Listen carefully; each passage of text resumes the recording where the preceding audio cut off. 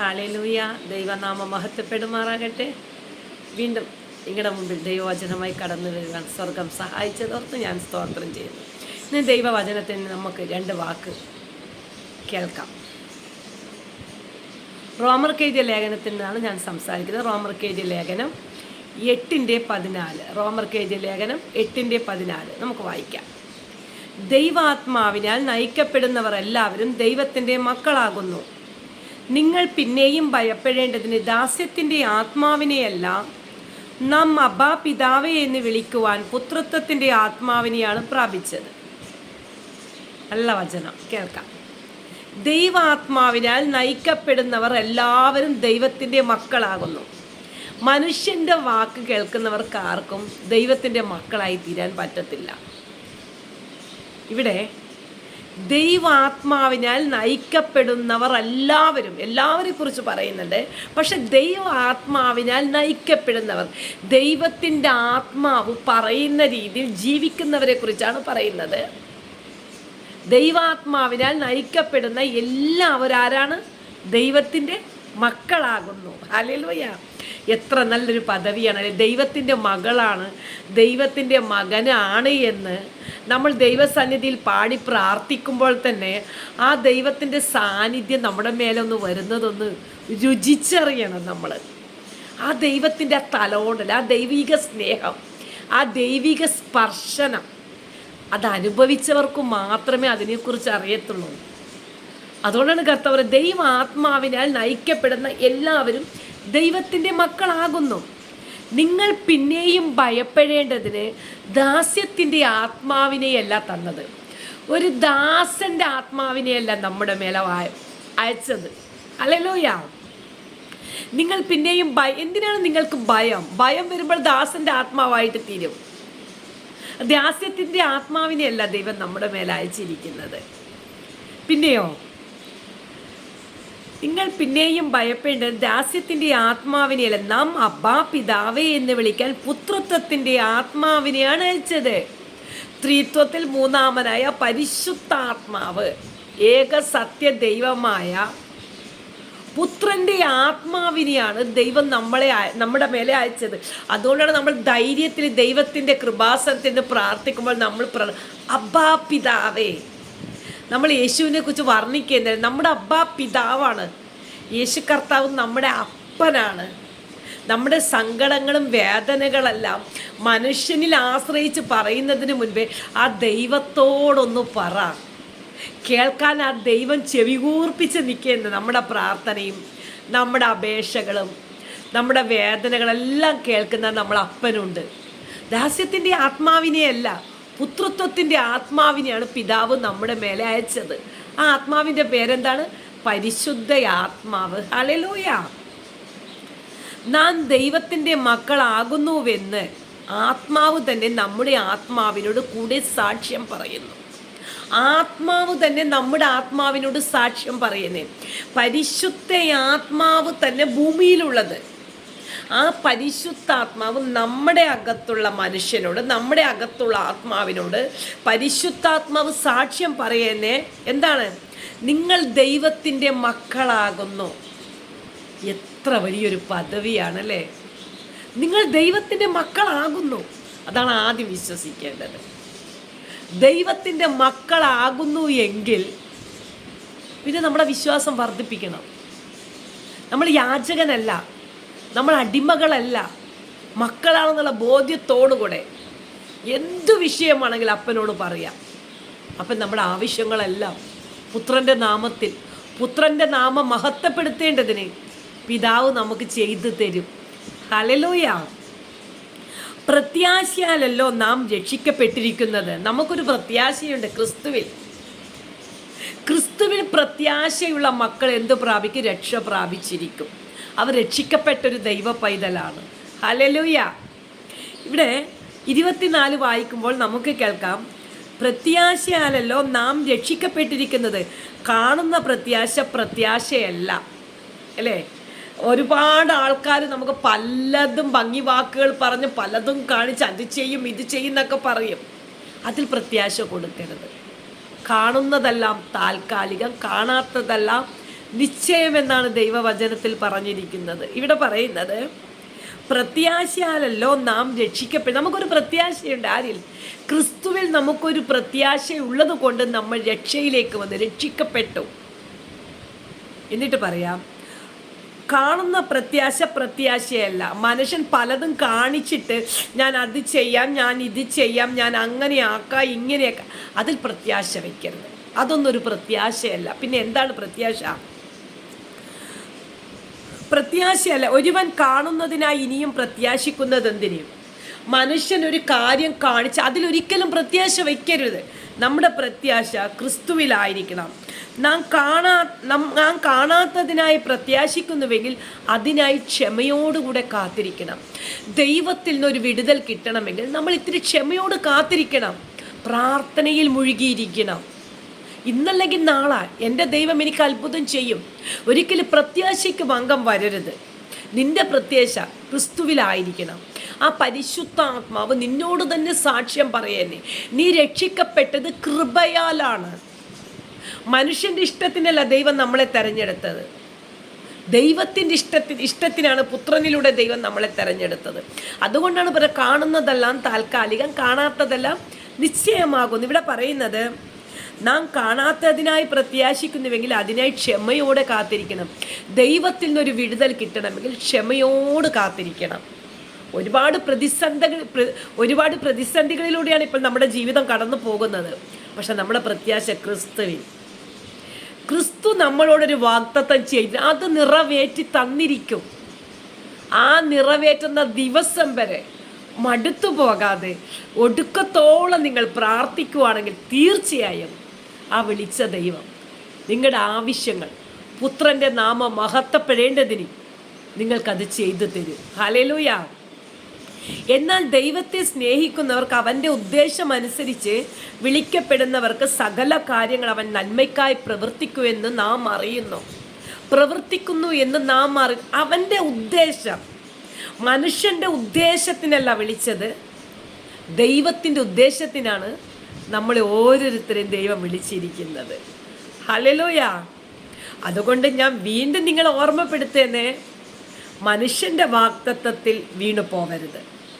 താൽക്കാലികം കാണാത്ത ക്രിസ്തുവിൻ്റെ അവിടുത്തെ വാഗ്ദത്ത വചനത്തിൽ പ്രത്യാശ വെച്ച് കാത്തിരിക്കുവാണെങ്കിൽ തക്ക സമയത്ത് ദൈവം നിങ്ങളെ വിടിവിക്കും. ഹല്ലേലൂയ. എന്നാൽ ദൈവത്തെ സ്നേഹിക്കുന്നവർക്ക്, അവൻ്റെ ഉദ്ദേശമനുസരിച്ച് വിളിക്കപ്പെടുന്നവർക്ക്, ദൈവത്തെ സ്നേഹിക്കുന്ന ഒരു ദൈവ പൈതലിന് അത് ദൈവത്തിൻ്റെ ഉദ്ദേശം അനുസരിച്ചാണോ നിന്നെ ദൈവം വിളിച്ചിരിക്കുന്നത് നീ ഓർക്കണം. ഒരു മനുഷ്യനല്ല നമ്മളെ വിളിച്ചത്, ഒരു ഭരണാധികാരികളല്ല നമ്മളെ വിളിച്ചത്. നമ്മളെ വിളിച്ച ദൈവം, ഈ അഖിലാണ്ടത്തെ മുഴുവനും സൃഷ്ടിച്ച ദൈവമാണ് നമ്മളെ വിളിച്ചിരിക്കുന്നത്. അവൻ്റെ ഉദ്ദേശം, നിങ്ങളെക്കുറിച്ച് അവനൊരു ഉദ്ദേശമുണ്ട്. ആ ഉദ്ദേശം ഒരിക്കലും തെറ്റത്തില്ല. പല രീതിയിൽ ഉദ്ദേശത്തെ മാറ്റാൻ, ഉദ്ദേശത്തെ പൊളിക്കാൻ തന്ത്രപൂർവമായി പിശാച് നമ്മുടെ ഭവനത്തിൽ കയറി നമ്മളെ ഞെരുക്കും. വേദനിക്കരുത്. ആ ഞെരുക്കത്തിലൂടെ നീ കടന്നു പോയാൽ മാത്രമേ നിനക്ക് പുത്രൻ്റെ രാജ്യത്തിൽ നീ ഉണ്ടെന്ന് നിനക്ക് ബോധ്യം ഉണ്ടാകത്തുള്ളൂ. ഞാൻ അബ്ബാ പിതാവേ എന്ന് വിളിക്കാൻ പുത്രത്വത്തിൻ്റെ ആത്മാവിനെ ദൈവം എൻ്റെ മേലെ അയച്ചിട്ടുണ്ടെങ്കിൽ ദൈവം എനിക്ക് ചെയ്ത വാഗ്ദത്തം എൻ്റെ മേലെ നിറവേറും. കാര്യം അവൻ്റെ ഉദ്ദേശം അനുസരിച്ചാണ് അവൻ നമ്മെ വിളിച്ചിരിക്കുന്നത്. ഹല്ലേലൂയ. അതാദ്യം നിങ്ങൾ വിശ്വസിക്കണം. ദൈവം നിങ്ങൾക്ക് ജയം മാത്രമേ തരൂ. ആ ഉദ്ദേശം ഇല്ലാതിരിക്കുവാൻ നമ്മുടെ മൈൻഡിനെ പിശാച് തൊടും. നമ്മുടെ ശരീരത്തിൽ ആദ്യം നമ്മുടെ മൈൻഡിനെയാണ് പിശാച് തോൽപ്പിക്കാൻ നോക്കുന്നത്. മൈൻഡിനെ വിട്ടുകൊടുക്കരുത്. ആ മൈൻഡിനോട് പറയണം, ഒന്ന് അടങ്ങ്. എൻ്റെ അപ്പൻ എന്നോട് പറഞ്ഞ വചനത്തിലുള്ള വാഗ്ദത്തമാണ് ഞാൻ വിശ്വസിക്കുന്നതെന്ന് നിങ്ങൾ പറയണം. ഹല്ലേലൂയ. എന്നാൽ ദൈവത്തെ സ്നേഹിക്കുന്നവർക്ക്, അവൻ്റെ ഉദ്ദേശം അനുസരിച്ച് വിളിക്കപ്പെടുന്നവർക്ക് സകല കാര്യങ്ങൾ അവൻ നന്മയ്ക്കായി പ്രവർത്തിക്കുമെന്ന് നാം അറിയണം. ഇന്ന് നമുക്ക് തിന്മയായി തീരുവാൻ അനേക മക്കൾ ഇങ്ങനെ നോക്കിയിരിക്കുന്നേ. എപ്പോഴും വീഴ്ത്താം, എപ്പോൾ വീണു പോകുമെന്ന് ഓരോ ദിവസങ്ങൾ സൂക്ഷ്മമായി നമ്മളെ നോക്കിക്കൊണ്ടിരിക്കുമ്പോൾ ദൈവം പറയുന്നു, സകല കാര്യങ്ങളും നന്മയ്ക്കായി തീരും. തിന്മയ്ക്കായി ചെയ്തതെല്ലാം നന്മയ്ക്കായി തീർക്കും. ഹല്ലേലൂയ. നമുക്ക് ദോഷമായിട്ടൊന്നും നമ്മുടെ പിതാവ് ചെയ്യത്തില്ല. നമ്മുടെ ദൈവം സൃഷ്ടികർത്താവ് യഹോവയായ ദൈവമാണ്. എൻ്റെ കർത്താതി കർത്താവാണ്, എൻ്റെ രാജാതി രാജാവാണ്. ആ ദൈവം തിന്മയ്ക്കായി വന്നതല്ല, നന്മയ്ക്കായി തീർക്കും. പക്ഷെ നമുക്ക് പ്രതികൂലമായി, നമ്മുടെ തലമുറകൾക്ക് പ്രതികൂലമായി ആ ദൈവത്തിൽ നിന്ന് അകറ്റി മാറ്റാൻ, ആത്മാവിൽ നിന്ന് അകറ്റാൻ നമുക്ക് വേണ്ടി എന്തൊക്കെ ആഭിചാരങ്ങളും മന്ത്രങ്ങളും പൂജകളും ചെയ്ത് ഞാൻ ജയിച്ചെന്ന് അവർ ചിന്തിക്കുന്നുണ്ടെങ്കിൽ നിങ്ങൾ വിശ്വസിക്കണം, അവർക്ക് തോൽവി, നിനക്ക് ജയം. ദൈവത്തിൻ്റെ ഉദ്ദേശം അനുസരിച്ച് വിളിക്കപ്പെട്ട മക്കളെ എത്ര പിറകോട്ട് വലിക്കാൻ പിശാച് നോക്കിയാലും ദൈവം അവരുടെ പിറകെ തന്നെ ഉണ്ട്. അങ്ങനെ വിട്ട് കളയുന്ന ഒരു ദൈവമല്ല നമ്മുടെ ദൈവം. ദൈവം നമ്മുടെ പിറകെ നടക്കുകയെന്ന്. നമുക്ക് പകൽ മേഘസ്തംഭമായും രാത്രി അഗ്നിതൂണായും തമ്പുരാൻ നമ്മളോട് കൂടെ ഇരിക്കുകയെന്ന്. ഇസ്രായേൽ ജനങ്ങളെ വഴി നടത്തിയ ദൈവം നിന്നെയും വഴി നടത്താൻ പ്രാപ്തനാണ്, ശക്തനാണ്. ഇതൊക്കെ താൽക്കാലികമാണ്. നമ്മളെ കണ്ണുകൊണ്ട് തന്നെ നമുക്ക് കാണാൻ പറ്റും. കുറച്ച് ദിവസങ്ങൾ അങ്ങ് കഴിയട്ടെ. നിങ്ങൾ ആരുടെ മുൻപിൽ തോറ്റുപോകാൻ ദൈവം അനുവദിക്കത്തില്ല. അവൻ്റെ നിർണയപ്രകാരം വിളിക്കപ്പെട്ട മക്കളാണ് നിങ്ങളും ഞങ്ങളും ആണെങ്കിൽ തീർച്ചയായും എൻ്റെ സഹോദര, എൻ്റെ സഹോദരി, ഇത് വിശ്വസിക്കേ. തിന്മയ്ക്കായി വന്നതെല്ലാം ദൈവം നമുക്ക് നന്മയ്ക്കായി തീർക്കുമെന്നാണ് വചനം പറഞ്ഞിരിക്കുന്നത്. ഹല്ലേലൂയ. സകല കാര്യങ്ങൾ അവൻ നന്മയ്ക്കായി പ്രവർത്തിക്കുന്നു നാം അറിയുന്നു. ഈ റോമർക്ക് എഴുതിയ ലേഖനത്തിൽ നിന്ന് അപ്പോസ്തലൻ പൗലോസ് റോമർക്ക് എഴുതിയ ലേഖനം വായിക്കുമ്പോൾ ഒരുപാട് കാര്യങ്ങൾ നമുക്ക് പഠിക്കാനുണ്ട് ഈ വചനത്തിലൂടെ. ആ വചനം വായിക്കുമ്പോൾ തന്നെ നമ്മൾ ശക്തരായി തീരുന്നേ. നമ്മൾ ബലമില്ലാത്തവരല്ല, ബലമുള്ളവരായാണ് നമ്മൾ തീരുന്നത്. ഹല്ലേലൂയ. ഇത് സംബന്ധിച്ച് നാം എന്താണ് പറയേണ്ടത്? 31 ഞാൻ വായിക്കുന്നത്, 8:31 വായിക്കുന്നത്. ഇത് സംബന്ധിച്ച് നാം എന്താണ് പറയേണ്ടത്? ദൈവം നമുക്ക് അനുകൂലമായിരിക്കുന്നുവെങ്കിൽ നമുക്ക് പ്രതികൂലമാര്? ദൈവം നമ്മളെ കൂടെ നമുക്ക് അനുകൂലമായി ഓരോ ദിവസവും നമ്മളെ വഴി നടത്തുന്നുണ്ടെങ്കിൽ ആര് എന്ത് ചെയ്താലും നമുക്കൊന്നുമില്ല. ഇതൊക്കെ കുറച്ച് നാളത്തേക്ക് നമ്മളെ തളർത്താനാണ്. മുട്ടുമടക്കേണ്ട സമയത്ത് ദൈവം മുട്ടും മടപ്പിക്കും. ഒരു ദൈവ പൈതൻ്റെ മുൻപിൽ മുട്ടുമടക്കേണ്ട സ്ഥലത്ത് മുട്ടും മടപ്പിക്കും.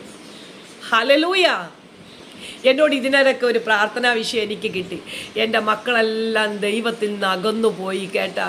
ഞാൻ ഭാരത്താൽ പ്രയാസത്താലാണ് ഉള്ളത് കേട്ടാ. ഞാൻ അവരോട് പറഞ്ഞു കൊടുത്ത ഒറ്റ കാര്യമാണ്, ഒരു രക്ഷിക്കപ്പെട്ട പൈതലിന് ഒരു രക്ഷിക്കപ്പെട്ട മകളെ മാത്രമേ കെട്ടിച്ചു കൊടുക്കാൻ പാടുള്ളൂ. ഒരു രക്ഷിക്കപ്പെട്ട മകളാണെങ്കിൽ ഒരു രക്ഷിക്കപ്പെട്ട മകനെ മാത്രമേ കെട്ടിച്ചു കൊടുക്കാൻ പാടുള്ളൂ. അവരിൽ വ്യാപരിക്കുന്ന ദൈവ സാന്നിധ്യം അവരുടെ മേലെയും വ്യാപരിക്കും. പിന്നെ ജനങ്ങളെല്ലാം തെറ്റ് പറ്റിയതിന് ശേഷമാണ് ജനങ്ങൾ ചിന്തിക്കുന്നത്. ഹല്ലേലൂയ. ഒരു ഹോട്ടലിൽ വെച്ചായിരുന്നു ഇത് സംസാരിച്ചത്. ആ ദൈവദാസൻ ഒരുപാട് കരഞ്ഞു. ഒരുപാട്. 2 ആൺകുട്ടികളായിരുന്നു. മൂത്ത കുട്ടിയുടെ കാര്യം ഞങ്ങൾ ഫാമിലി ആയിട്ട് അവിടെ ഫുഡ് കഴിക്കാൻ കയറിയതൊരു കാട്ടാക്കട ഒരു ഹോട്ടലിൽ. ആ സമയത്ത് ആ അഭിഷക്തൻ്റെ നെഞ്ചിൻ്റെ അകത്തുനിന്ന് വിങ്ങിപ്പൊട്ടി കരയുന്നത് നമ്മൾ കണ്ടു. ഹല്ലേലൂയ. ആർക്കാണ് ദോഷം വരുന്നത്? നമുക്കാണോ? ദോഷമായിട്ടെന്നോടൊന്നും എൻ്റെ താതൻ ചെയ്യുകയില്ല, യേശു എന്നെ അടിച്ചാലും യേശു എന്നെ സ്നേഹിക്കുന്നു. യേശു ചെറിയ ചെറിയ അടി നമുക്ക് തരുന്നത് എന്തിനെന്നറിയാം? ദൈവം പറഞ്ഞത് നീ ചെയ്യാത്തത് കൊണ്ട്. ദൈവം പറഞ്ഞതനുസരിക്ക് ഒരു രക്ഷിക്കപ്പെട്ട പൈതന് രക്ഷിക്കപ്പെട്ട മകളെ കൊടുത്ത് കല്യാണം കഴിക്കേ. ഇല്ലെങ്കിൽ കുറച്ചൊക്കെ വേദന നമ്മുടെ ജീവിതത്തിൽ വരും. ഭാരപ്പെടേണ്ട, പ്രത്യാശയോട് കാത്തിരിക്ക്. കാണുന്നതൊന്നും പ്രത്യാശയല്ല ദൈവമക്കളെ, കാണാത്തതാണ് പ്രത്യാശ. ഹല്ലേലൂയ. കാണുന്നതെല്ലാം താൽക്കാലികമാണ്. നിന്റെ ഉള്ളിൽ ജീവിക്കുന്നൊരു ദൈവമുണ്ടോ? നീ പ്രാർത്ഥിക്ക്, മുഴങ്കാലും മടക്ക്, ആത്മാവ് നിനക്കുച്ചരിക്കാൻ കഴിയുന്ന വിധത്തിൽ നിനക്കെങ്ങനെ പ്രാർത്ഥിക്കണം, നിനക്കെങ്ങനെ പ്രാർത്ഥിച്ച് മുന്നേറണമെന്ന് ദൈവത്തിൻ്റെ പരിശുദ്ധാത്മാവ് നിന്നെ പഠിപ്പിച്ച് തരും. ഹല്ലേലൂയ. ഇത് സംബന്ധിച്ച് നാം എന്താണ് പറയേണ്ടത്? ദൈവം നമുക്ക് അനുകൂലമെങ്കിൽ നമുക്ക് പ്രതികൂലമായി ആര് നിൽക്കും? ഈ വചനമായിരുന്നു ഞാൻ ആ മകനെ ബലപ്പെടുത്തിയത്.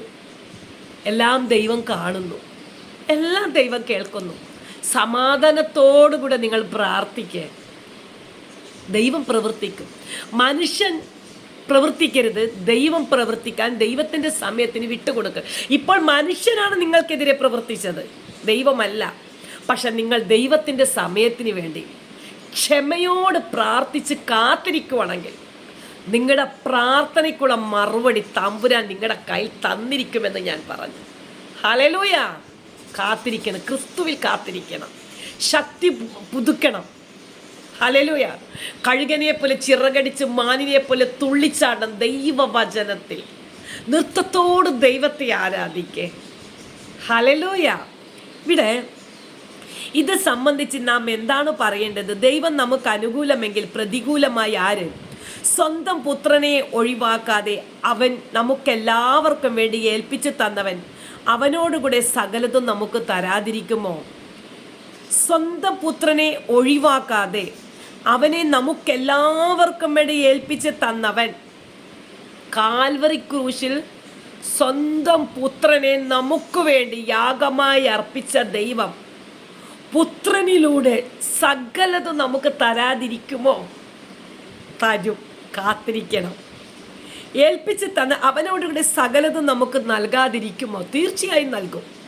ഇതാണ് പറയുന്നത്. ഈ ജീവിക്കുന്ന വചനമാണ് നിങ്ങൾ വായിക്കുന്നതാണെങ്കിൽ സകലതും നിനക്ക് തിരിച്ചു തരും.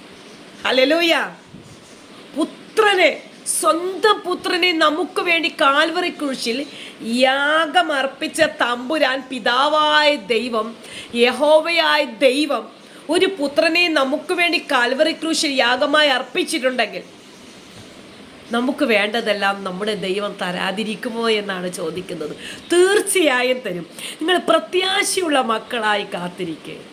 മനുഷ്യനിൽ പ്രത്യാശ വയ്ക്കാതെ ദൈവത്തിൽ പ്രത്യാശയോട് കാത്തിരിക്കുന്ന മക്കൾക്ക് ഒന്നിനൊരു മുട്ടും ഉണ്ടാകത്തില്ല. ഹല്ലേലൂയ. ദൈവം തെരഞ്ഞെടുത്തവരെ ആര് കുറ്റം ചുമത്തും? നീതീകരിക്കുന്നവൻ ദൈവമല്ലോ. ഒരു മകനെയോ ഒരു മകളെയോ ദൈവമാണ് തെരഞ്ഞെടുത്തതാണെങ്കിൽ ആര് കുറ്റം വിധിക്കും? മനുഷ്യനെല്ലാം ജയിക്കണമെന്ന് തോന്നി, ജയിക്കണമെന്ന് ചിന്തിച്ചിട്ട് ഒരു ദൈവത്തിൻ്റെ പൈതലിനെ എത്രമാത്രം കുറ്റം വിധിക്കൂ അല്ലേ? ഒരു ദൈവത്തിൻ്റെ വേല ചെയ്യുന്ന ഒരു ദൈവ പൈതലിനെ, അതൊരു മകനാകാം മകളാകാം, ഓരോ ദിവസങ്ങൾ കഴിയും തോറും അവരിൽ കുറ്റങ്ങൾ കണ്ടുപിടിച്ച് കുറ്റം ചുമത്തുമ്പോൾ തമ്പുരാൻ പറയുന്ന വാക്കാണ് കേൾക്കേണ്ടത്. എന്താ കേൾക്കുക? ദൈവം തെരഞ്ഞെടുത്തതിനെ ആര് കുറ്റം ചുമത്തും? ആര് കുറ്റം വിധിക്കും? താൽക്കാലികമായി കുറ്റം, അവർക്കൊരു ജയം വേണം. ആ ജയത്തിന് വേണ്ടി അവർ കുറ്റം വിധിക്കുന്നതാണ്. ദൈവത്തിൻ്റെ മുൻപിൽ ഒരിക്കലും നിങ്ങൾ കുറ്റക്കാരല്ല. ഹല്ലേലൂയ. അതുകൊണ്ടാണ് വചനം പറയുന്നത്, ദൈവം തെരഞ്ഞെടുത്തവരെ ആര് കുറ്റം ചുമത്തും? നീതീകരിക്കുന്നവൻ ദൈവമാകുന്നു. നീതിമാൻ ഒരുവൻ മാത്രമേ ഉള്ളൂ, അത് ദൈവമാണ്. ഹല്ലേലൂയ. ദൈവം തെരഞ്ഞെടുത്തവരെ ആർക്കും കുറ്റം വിധിക്കാം. തൽക്കാലൊക്കെ കുറ്റങ്ങൾ പറഞ്ഞ് അവർക്ക് ജയം കൊണ്ടാടാം, പക്ഷെ അവർക്ക് പിന്നീട് തോൽവിയാണ്. തോൽക്കാനല്ല ദൈവം വിളിച്ചത്. നീതീകരിക്കുന്ന ഒരു ദൈവം നമ്മുടെ അകത്തുണ്ടെങ്കിൽ ഒരു ദൈവ പൈതൽ ഒരിക്കലും തോറ്റു പോകത്തില്ല. അവർ മുന്നോട്ട് കുതിക്കും, ദൈവത്തിന് വേണ്ടി ജീവിക്കും. മരിച്ചാലും ജീവിച്ചാലും അത് ദൈവത്തിനായിരിക്കണം. ദൈവത്തിൽ സന്തോഷമുള്ള ഒരു പൈതലായി ജീവിക്കണം. ഹല്ലേലൂയ. റോമർക്ക് എഴുതിയ ലേഖനം 10:8 വായിക്കാം. റോമർക്ക് എഴുതിയ ലേഖനം 10:8. വചനം നിനക്ക് സമീപമായി, നിന്റെ വായിലും നിന്റെ ഹൃദയത്തിലും ഇരിക്കുന്നു, അത് ഞങ്ങൾ പ്രസംഗിക്കുന്ന വിശ്വാസ വചനം തന്നെ. യേശുവിനെ കർത്താവെന്ന് വായു കൊണ്ട് ഏറ്റുപറയുകയും ദൈവം അവനെ മരിച്ചവരിൽ നിന്ന് ഉയർപ്പിച്ച് എഴുന്നേൽപ്പിച്ചു എന്ന് ഹൃദയം കൊണ്ട് വിശ്വസിക്കുകയും ചെയ്താൽ നീ രക്ഷിക്കപ്പെടും. നിനക്ക് പ്രതികൂലമായി എന്തും വരട്ടെ, പക്ഷെ ദൈവത്തിൽ വിശ്വസിക്കേ. നീ ദൈവത്തിൻ്റെ വചനം നിന്റെ വായിലും നിന്റെ ഹൃദയത്തിലും ഇരിക്കണം. ദൈവവചനം ധ്യാനിക്കണം. നമ്മുടെ വായിലും നമ്മുടെ ഹൃദയത്തിലിരുന്ന് ഞങ്ങൾ പ്രസംഗിക്കുന്ന വിശ്വാസവചനം, ആ ദൈവത്തിൻ്റെ നിന്റെ വായ കൊണ്ട് നീ ഒരു വചനം പ്രസംഗിക്കുന്നുണ്ടെങ്കിൽ അത് നീ വിശ്വാസത്തിലായിരിക്കണം പ്രസംഗിക്കേണ്ടത്. കേട്ട് പഠിച്ചല്ല പ്രസംഗിക്കുന്ന. ആത്മാവ് നമ്മൾ എങ്ങനെ സംസാരിക്കണമെന്ന് നമുക്കറിഞ്ഞൂടെങ്കിൽ നമ്മൾ വായി തുറന്നാൽ നമ്മുടെ വായിലൂടെ തമ്പുരാൻ സംസാരിക്കും. അതാര് വിശ്വസിച്ച് ആ ദൂത് ഏറ്റെടുക്കുന്നോ അവരുടെ മേലെയാണ് ദൈവത്തിൻ്റെ പ്രവൃത്തി വെളിപ്പെടാൻ പോകുന്നത്. ഹല്ലേലൂയ. എന്നിട്ട് പറയാം, യേശുവിനെ കർത്താവെന്ന് വായി കൊണ്ട് ഏറ്റുപറയുകയും ദൈവം അവനെ മരിച്ചവരിൽ നിന്ന് ഉയർപ്പിച്ച് എഴുന്നേൽപ്പിച്ച് എന്ന് ഹൃദയം കൊണ്ട് വിശ്വസിക്കുകയും ചെയ്താൽ നീ രക്ഷിക്കപ്പെടും. നീ രക്ഷിക്കപ്പെടണം. നിന്റെ ഹൃദയം കൊണ്ട് നീ വിശ്വസിക്ക്, നിന്റെ വായ കൊണ്ട് നീ ഏറ്റുപറ, എന്നെ രക്ഷിച്ച ദൈവം യേശു കർത്താവാണ്. നീ നിന്റെ വായ കൊണ്ട് ഏറ്റുപറഞ്ഞ് നിന്റെ ഹൃദയത്തിൽ വിശ്വസിക്ക്. എന്നാൽ നീയും നിന്റെ കുടുംബവും രക്ഷ പ്രാപിക്കും. ഹല്ലേലൂയ. അതുകൊണ്ട് നമ്മൾ ഒരു മനുഷ്യനിൽ ആശ്രയിക്കാതെ ദൈവത്തിൽ ആശ്രയിക്ക്. നീ തോറ്റുപോയിട്ട് ആര് പറഞ്ഞു നീ തോറ്റുപോയിന്ന്? എൻ്റെ മകനെ, എൻ്റെ മകളെ, നീ തോറ്റുപോയിട്ടില്ല. നിനക്ക് ജയം തന്നത് ദൈവമാണ്. നിന്നെ നീതീകരിച്ച് നിന്റെ വിശ്വാസം കൊണ്ട് നേടിയതല്ല. നിന്റെ വിശ്വാസത്തിൽ ദൈവത്തിൻ്റെ വിശ്വാസം നിന്റെ മേലെ വ്യാപരിക്കണം. ഒരു ചെറിയൊരു വിശ്വാസം കൊണ്ട് നമുക്ക് മുന്നോട്ട് പോകാൻ പറ്റത്തില്ല. നമ്മൾ പ്രാർത്ഥിക്കണം, കർത്താവേ എനിക്ക് വിശ്വാസമുണ്ട്, പക്ഷെ നിന്റെ വിശ്വാസം എൻ്റെ മേലെ വ്യാപരിക്കണമേ. എനിക്ക് മുന്നോട്ട് പോകണമെങ്കിൽ നിന്റെ കൃപ, ഹല്ലേലൂയ, നിന്റെ കൃപ എനിക്ക് വേണം. പക്ഷെ എൻ്റെ പ്രത്യാശ ക്രിസ്തുവിലാകണം. മനുഷ്യനിൽ ആശ്രയിക്കരുത്. ഞാൻ വീണ്ടും നിങ്ങളോട് പറയാം, മനുഷ്യനിൽ ആശ്രയിച്ചാൽ തോൽവിയാണ്, തോറ്റുപോകും. ദൈവത്തിൽ ആശ്രയിച്ച മക്കൾ കുതിച്ചുയരും, ഉയർച്ച പ്രാപിക്കും. ഞാൻ എൻ്റെ ജീവിതത്തിൽ 2024 2025 സുവിശേഷ വചനവുമായി നിങ്ങളുടെ മുമ്പിൽ കടന്നു വരുന്നത് ദൈവത്തിൻ്റെ കൃപയാണ്. യോഗ്യതയില്ലാത്ത എന്നെ ദൈവം യോഗ്യത തന്ന് നിർത്തിയത് കൊണ്ടാണ് നിങ്ങളുടെ മുൻപിൽ ഒരുപാട് സംസാരിക്കാൻ അറിയില്ലെങ്കിലും എൻ്റെ വായിലൂടെ ദൈവം സംസാരിക്കുന്നത് നല്ലതാണെന്ന് ഞാൻ വിശ്വസിക്കുന്നു. ഹല്ലേലൂയ. കാര്യം നീതീകരിച്ചത് ദൈവമാണ്, മനുഷ്യനല്ല. അപ്പം 2024 നോക്കുമ്പോൾ അതിനേക്കാൾ എത്രയോ മാറ്റം, എത്രയോ വലിയൊരു രൂപാന്തരം ദൈവം 2025 എന്നിലൂടെ ചെയ്തു. ഇനി 2025 അവസാനം നവംബർ മാസത്തിൽ ഒരുപാട് നന്മകൾ എനിക്കും എൻ്റെ കുടുംബത്തിന് ദൈവം ചെയ്തു. ഹല്ലേലൂയ. ഇനി 2026 എൻ്റെ പ്രത്യാശ ഇതിലും വലിയ നന്മ, അല്ലെങ്കിൽ ഇതിലും അടുത്ത പൊസിഷനിലേക്ക് എൻ്റെ ദൈവം എന്നെ കൊണ്ടുപോകും. എനിക്ക് വിശ്വാസമുണ്ട്. കാര്യം എന്നെ വിളിച്ചതും എന്നെ നീതീകരിച്ചതും എന്നെ ഇവിടം വരെ എത്തിച്ചതും മനുഷ്യനല്ല, ദൈവമാണ്. ഈ ദൈവത്തിൻ്റെ വചനമാണ് എന്നെ ഇവിടം വരെ എത്തിച്ചത്. എൻ്റെ ജീവിതത്തിൽ എനിക്കൊരു രൂപാന്തരം തന്നത് ദൈവത്തിൻ്റെ വചനമാണ്. അവനിൽ മാത്രം വിശ്വസിക്ക്. നിന്റെ വായ കൊണ്ട് ഏറ്റുപറ, നിന്റെ ഹൃദയം കൊണ്ട് വിശ്വസിക്ക്. എന്നെ വിളിച്ച ദൈവം വിശ്വസ്തനാണ്. എനിക്ക് കാണുന്നതെല്ലാം താൽക്കാലികമാണ്, കാണാത്തതാണ് എനിക്ക് നിശ്ചയം. ഹല്ലേലൂയ. അതുകൊണ്ട് ഓരോ ദൈവ പൈതലിനോടും ഞാൻ എന്നും പറയുന്നത്, പ്രാർത്ഥിക്കുക, വേദപുസ്തകം വായിക്കുക.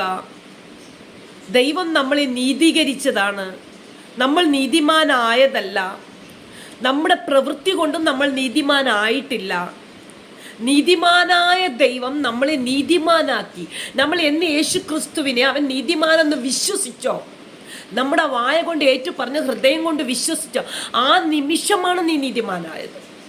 ഇല്ല ഞാനോ നിങ്ങളോ ഒരു പ്രവൃത്തിയും ചെയ്തിട്ട് ഇന്ന് വരെ നമ്മൾ നീതിമാനായിട്ടില്ല.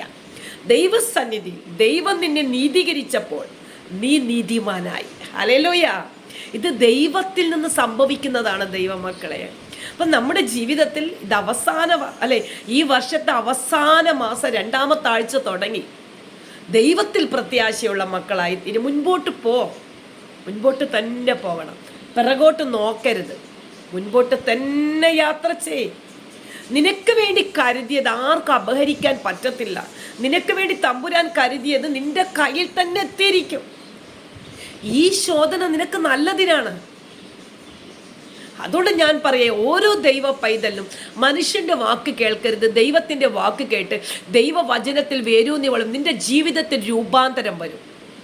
നിന്റെ കുടുംബ ജീവിതത്തിൽ, നിന്റെ ആത്മീയ ജീവിതത്തിൽ, നിന്റെ പോക്കിൽ, നിന്റെ വരവിലെല്ലാം. സഹോദരി സഹോദര, ഒരു ഉയർച്ചയുണ്ടാകും, ഒരു രൂപാന്തരം ഉണ്ടാകും.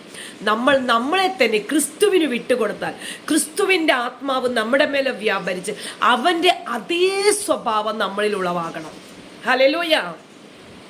ഇന്ന് നമ്മൾ മനുഷ്യൻ പറയുന്നത്, മനുഷ്യൻ കുറ്റം വിധിക്കട്ടെ, അത് അവരുടെ ജോലി. അവർ എത്രമാത്രം ദൈവത്തിൻ്റെ പൈതലിനെ കുറ്റം വിധിക്കുന്നോ അത്രമാത്രം അവരിലൂടെ ദൈവം നമ്മളെ ഉയർത്തുന്നു. അവരുടെ നാവ് നമ്മളെ കുറ്റം വിധിച്ചു, പക്ഷെ ദൈവം നമ്മൾ ഉയർത്തിക്കൊണ്ടിരിക്കുന്നു. ഒരു നെഗറ്റീവ് വന്നാൽ മാത്രമേ ഒരു പോസിറ്റീവിലേക്ക് നമുക്ക് കടന്നു പോകാൻ പറ്റത്തുള്ളൂ. അത് മനുഷ്യനെ കേൾക്കരുത്, മനുഷ്യൻ്റെ വാക്കിന് ചെവി കൊടുക്കരുത്. ദൈവത്തിൻ്റെ വചനത്തിൽ നമ്മൾ ചെവി കൊടുത്ത് നമ്മൾ മുന്നോട്ട് പോവുകയാണെങ്കിൽ തീർച്ചയായും വിശ്വസ്തനായ ദൈവം വിശ്വാസമുള്ള വചനത്തിലൂടെ നമുക്കൊരു രൂപാന്തരം തരും. കർത്താവ് ഈ ദൈവവചനം കേട്ട എല്ലാ മക്കളെയും അനുഗ്രഹിക്കപ്പെടട്ടെ. നമുക്കൊരു നിമിഷം കണ്ണുകളടച്ച് പ്രാർത്ഥിക്കാം. അതിനു മുൻപേ ഒരു 4 വരിപ്പാട്ട്. നമ്മളെപ്പോഴും ആശ്രയിക്കേണ്ട ക്രിസ്തുവിനെ മാത്രമാണ്. ആ 2 വരി അല്ലെങ്കിൽ 4 വരിപ്പാട്ട്. എനിക്കെൻ്റെ ആശ്രയമേശുവത്രേ, സർവശക്തനാമെന്നേശുവത്രേ, ഞാനവൻ കരങ്ങളിൽ സുരക്ഷിതനാം, യേശു മതിയായവൻ, യേശു മതി, ആ സ്നേഹമതി, ആ ക്രൂശുമതി എനിക്ക്, യേശു മതി, തൻഹിതം മതി, നിത്യജീവൻ മതി എനിക്ക്, എനിക്കെൻ്റെ ആശ്രയമേശുവത്രേ, സർവശക്തനാമെന്നേശുവത്രേ, ഞാനവൻ കരങ്ങളിൽ സുരക്ഷിതനാം, യേശു മതിയായവൻ, യേശു മതി, ആ സ്നേഹമതി, ആ ക്രൂശുമതി എനിക്ക്, യേശു മതി, തൻഹിതം മതി, നിത്യജീവൻ മതി എനിക്ക്. നമ്മുടെ ആശ്രയം മനുഷ്യനിൽ ആശ്രയിക്കരുത്, ദൈവത്തിൽ ആശ്രയിക്ക്. ദൈവത്തിൻ്റെ ക്രൂശിൻ്റെ സ്നേഹത്തിൽ വിശ്വസിക്ക്. പിതാവ് പുത്രനെ തന്നത് സകലതും നമുക്ക് തരാനാണ്.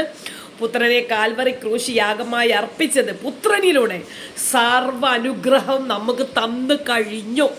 എന്തുകൊണ്ടാണ് ഈ അനുഗ്രഹം നമ്മുടെ ജീവിതത്തിൽ വരാത്തത്? വിശ്വാസമില്ലാത്തവരായതുകൊണ്ട്. ഇന്നു തൊട്ട് നിങ്ങളൊന്ന് വിശ്വസിക്കുക, ക്രിസ്തുവിൽ വിശ്വസിക്കുക. ആ ദൈവത്തിൽ നിങ്ങളുടെ ശ്രദ്ധ കൊടുക്ക്. ആ ദൈവത്തിൻ്റെ വചനങ്ങൾ വായിക്കുക. നിങ്ങളുടെ ജീവിതത്തിൽ രൂപാന്തരം തരും. നിങ്ങൾക്ക് എന്താവശ്യമാണ് വചനത്തിലൂടെ തമ്പുരാൻ നിങ്ങൾക്ക് തരും. നിങ്ങളെ വിടിവിക്കുവാൻ യേശു ഇന്നും നിങ്ങളുടെ അകത്താണ് ജീവിക്കുന്നത്. നിങ്ങളുടെ ഹൃദയത്തിൻ്റെ വാതിലുകൾ സ്വർഗത്തിലെ ദൈവത്തിനായി തുറന്നു കൊടുക്കുക. ദൈവം വസിക്കട്ടെ, ഒരു രൂപാന്തരം ഉണ്ടാകട്ടെ ദൈവ പൈതലേ. ഹല്ലേലൂയ. ക്രിസ്തുവിൽ മാത്രം ആശ്രയിക്കുന്ന മകളും മകനുമായി തീരട്ടെ. കണ്ണുകളടയ്ക്കാം, നമുക്ക് പ്രാർത്ഥിക്കാം. അപ്പാ പിതാവേ, ഇന്ന് ഞങ്ങളോട് സംസാരിച്ച് അവിടുത്തെ വചനത്തിനായി ഞങ്ങൾ നന്ദി പറയുന്നു. ഈ കേട്ട വചനം മൂലം അനേക അപ്പനമ്മമാരെ ശക്തിപ്പെടുത്തണമേ കർത്താവേ. ഒരുപാട് അപ്പനമ്മമാർ നിരാശയിലും നാണക്കേടിലും മുന്നോട്ട് യാത്ര ചെയ്യാൻ പറ്റാതെ തല താഴ്ന്നു പോകുന്ന ഓരോ അവസ്ഥയും ജനങ്ങളുടെ മുൻപിൽ കാണുന്നുണ്ടപ്പാ. അവരെ ശക്തിപ്പെടുത്തണം, അവരെ ബലപ്പെടുത്തണമേ അപ്പാ. അവർക്ക് മുന്നോട്ട് പോകണം കർത്താവേ.